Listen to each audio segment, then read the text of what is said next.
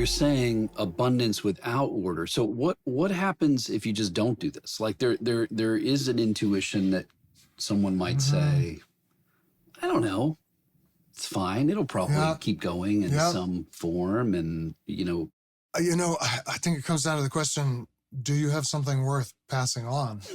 I mean, if it's, there are probably some things that just kind of flourish for a day and that's fine. But if you have stumbled on something that is a gift to the world and you want to pass it on, you've got to think about, frankly, you have to think about institutions. You have to think about patterns that can be transmitted.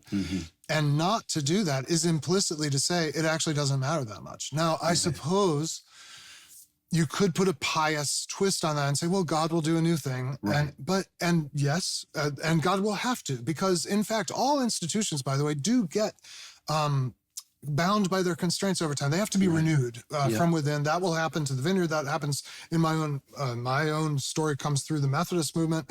There's had to be multiple renewals. There probably, frankly, needs to be another one if that is to be an ongoing kind of institution in our world. But to not even attempt that is to say, I don't know. I think it's to miss the calling of stewardship for what we've been given. The guy who finds the treasure in the field,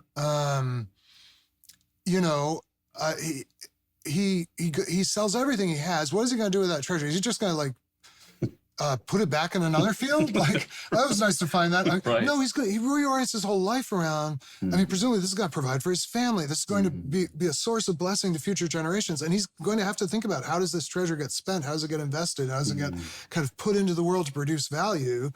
And have you or have you not been given a treasure? And I would say over the relatively short, in terms of human culture scale time of the Vineyard, have you not been given a treasure that you want your grandchildren, both your literal grandchildren if you have them, but your spiritual grandchildren to inherit? And if you don't create a certain kind of structure that allows for a certain kind of abundance and that is kind of optimized to bring forth in the world new versions of what we now know is possible, why wouldn't you do that?